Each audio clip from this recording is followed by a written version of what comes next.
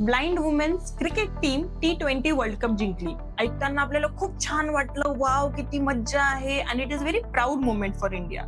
But आपल्यापैकी कोणी विचार केला का ही एक basically specially abled cricket team होती? आपण हा कधी विचारच करत नाही, बिकॉज आपले नाक, कान, डोळे, हात, पाय सगळं व्यवस्थित आहे and it is very strong. त्याच्यामुळे बिंग स्पेशली एबल्ड याचे काय चॅलेंजेस असतात हा आपण कधी विचारच करत नाही. आणि त्यामुळेच to give respect to these individuals आपण आता डिसेबल्ड नाही म्हणत, आपण स्पेशली एबल्ड म्हणतो. म्हणजे अपंगत्व नाही म्हणत, दिव्यांग असं म्हणतो.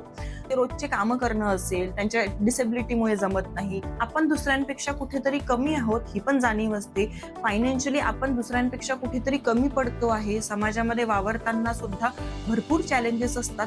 आणि त्यामुळे कधीतरी अशा व्यक्तींना, अशा इंडिव्हिज्युअल्सला डिप्रेसिव्ह सिम्पटम्स येऊ शकतात, बेचैनी असू शकते आणि झोपेच्या समस्या पण असू शकतात. मग आपण काय करायला पाहिजे? ऍज अ सोसायटी ही आपली रिस्पॉन्सिबिलिटी आहे, ते सुद्धा आपला एक पार्ट आहे. त्याच्यामुळे त्यांच्याकडे ओ माय गॉड हा असा आहे अशा नजरेने न बघता हे पण आपल्यातलेच आहे हे एक्सेप्ट करणं तेवढंच इम्पॉर्टंट आहे. स्पेसिफिकली फॉर स्पेशली एबल्ड लोकांना मी सांगू इच्छिते की आपल्याला जर वाटत असेल मला थोडेसे डिप्रेसिव्ह सिम्पटम्स येते किंवा बेचैनीचे लक्षणे दिसत आहेत, तर नक्कीच आपण सायकियाट्रिस्टची मदत घ्यायला काहीच हरकत नाही.